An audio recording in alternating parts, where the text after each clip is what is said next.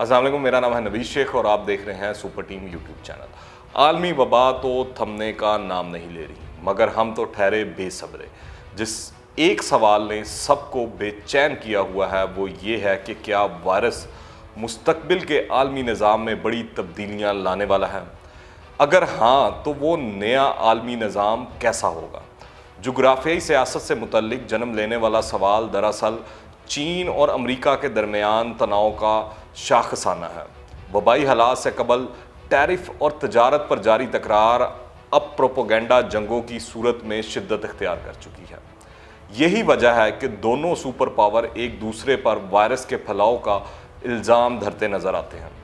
امریکہ میں صدر ٹرمپ کی جانب سے بار بار وائرس کو چینی وائرس پکارے جانے پر حسب منشا اثرات مرتب ہوئے، جس کا اندازہ پیو کے سروے سے لگایا جا سکتا ہے۔ مارچ میں کرائے گئے سروے میں 66% امریکیوں نے چین مخالف رائے کا اظہار کیا۔ واضح رہے کہ پیو نے امریکیوں سے سوال پوچھنے کا سلسلہ 2005 میں شروع کیا تھا، لیکن اس سے پہلے چین مخالف امریکیوں کی اتنی بڑی تعداد کبھی سامنے نہیں آئی تھی۔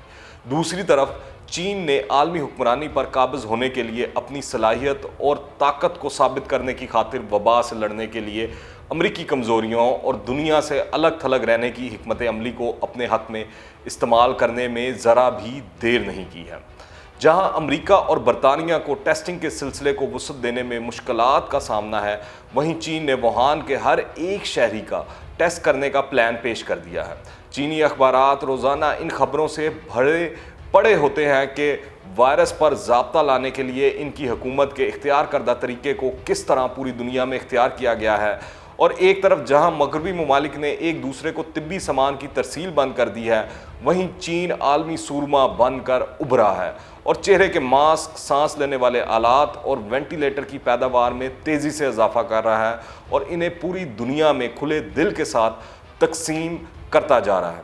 ویسے ابھی تک امریکہ سپر پاور ہے اور عالمی اقتدار کی اس دوڑ میں اگر کوئی اور ملک شامل ہے تو وہ چین ہے، جو دنیا کی دوسری بڑی معیشت ہے۔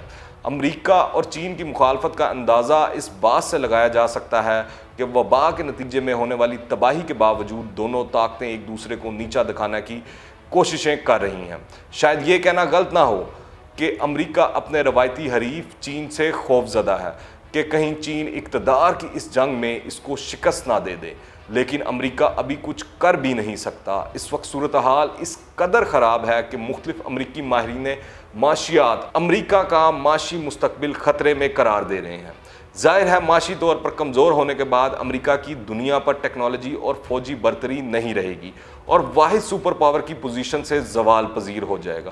دوسری جانب چین نے علمی، سائنسی، طبی اور جیو پولیٹیکل توانائیوں کا استعمال ہوشیاری سے کر کے وبا کو بری طرح شکست دی ہے، یا دوسری صورت میں جو امریکہ چین کو وبا میں پھنسا دیکھ کر معاشی برتری کے شادیانے بجا رہا تھا، اس گڑھے میں اب خود کو کود گیا ہے۔ اور اگر یہ صورتحال مزید کچھ عرصہ جاری رہی تو چین دنیا کی قیادت کرنے کی صلاحیت تو پہلے ہی رکھتا ہے، اس لیے عالمی طاقت کا توازن امریکہ سے ایشیا منتقل ہوگا اور اگلی سپر پاور چین ہوگا۔ اس ساری صورتحال میں اگر دونوں ممالک کی صلاحیتوں کا موازنہ کیا جائے تو امریکہ کے مقابلے میں چین کی پوزیشن مستحکم نظر آ رہی ہے۔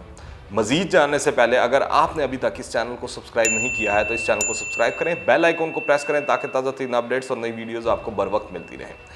3 باتیں ایسی ہیں جن کی وجہ سے چین نے ثابت کر دیا ہے کہ اس کا پلڑا امریکہ سے کہیں بھاری ہے۔ پہلی بات یہ کہ چین وبا کو شکست دینے میں کامیاب ہو چکا ہے، جبکہ امریکہ ناکام دکھائی دیتا ہے۔ دوسری بات یہ کہ چین نے مشکلات کے باوجود اٹلی، اسپین، فرانس، ایران اور دنیا کی مدد کی ہے، جبکہ امریکہ دوسرے ممالک سے امداد کا منتظر ہے، یہاں تک کہ روس جیسے حریف کی امداد قبول کرنے پر مجبور ہوا ہے۔ تیسری بات یہ کہ سفارتی لحاظ سے چین کو امریکہ پر برتری حاصل ہے، کیونکہ اقوام متحدہ، عالمی ادارہ صحت اور کئی ممالک امریکہ کے مقابلے میں چین کے حمایتی نظر آتے ہیں۔ یہاں تک کہ یورپی یونین کے وزیر خارجہ جوزف بوریل نے جرمنی کے سفارتکاروں کی کانفرنس سے خطاب کرتے ہوئے کہا ہے کہ ماہرین جس ایشیائی صدی کی آمد کی پیشن گوئی کر رہے تھے، اس کا شاید وبا کے دوران ظہور ہو چکا ہے۔ اور اب یورپی یونین کو اپنے مفادات کو سامنے رکھتے ہوئے چین کے حوالے سے ایک ٹھوس پالیسی بنانی ہوگی۔ کافی عرصے سے امریکہ کی سربراہی میں چلنے والے عالمی نظام کے خاتمے اور ایشیائی صدی کی آمد کی باتیں ہو رہی تھیں، اور اب یہ ہماری آنکھوں کے سامنے ہو رہا ہے، اور یورپی یونین کے سربراہان کا تو کہنا ہے ہم پر کسی ایک سائیڈ کا انتخاب کرنے کے لیے دباؤ بڑھتا جا رہا ہے۔ ایسے شواہد ہیں کہ چین عالمی طاقت کے طور پر امریکہ کی جگہ لے رہا ہے، اور یورپی یونین کو چین کے حوالے سے ایک مضبوط پالیسی طے کرنی ہوگی۔ تلخ بیانات سے آنے والے دنوں میں دنیا کی دو بڑی معیشتوں کے درمیان کشیدگی میں اور زیادہ اضافہ ہونے کا اشارہ بھی ملتا ہے۔ تاریخ میں وبا کو ایک ایسے فیصلہ کن موڑ کے طور پر دیکھا جائے گا جس کے بعد امریکہ دنیا کی رہنمائی کرتا ہوا نظر نہیں آ رہا۔ چین اور امریکہ کی رقابت کی وجہ سے عالمی ادارے ایسا کردار ادا نہیں کر پا رہے جس کی اس مشکل گھڑی میں ضرورت تھی۔ جوزف بوریل کا کہنا تھا کہ یورپی یونین کو اپنے مفادات اور اپنی قدروں کو سامنے رکھنا ہوگا اور کسی کا اعلیٰ کار بننے سے بچنا ہوگا۔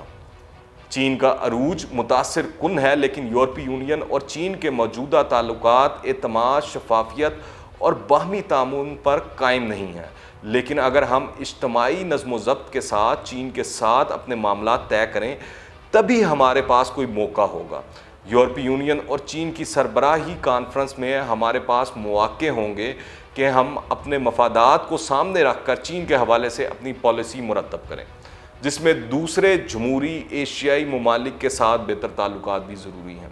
سربیا کے صدر نے چین کے بدلتے تاثر کو اس وقت ثابت کر دیا تھا جب انہوں نے یورپی اتحاد کو پریوں کی کہانی پکارتے ہوئے مسترد کر دیا اور چین کو وہ واحد ملک قرار دیا جو ان کے ملک کی عوام کی معتبر انداز میں مدد کر سکتا ہے۔ وہ کہتے ہیں نیا ابھرتا ہوا ورلڈ آرڈر اس سادہ سی حقیقت پر قائم ہے کہ دنیا کی آدھی سے زیادہ آبادی اب اس دائرے کے اندر رہتی ہے جسے انڈیا، چین اور جنوبی مشرقی ایشیا کے گرد کھینچا جا سکتا ہے۔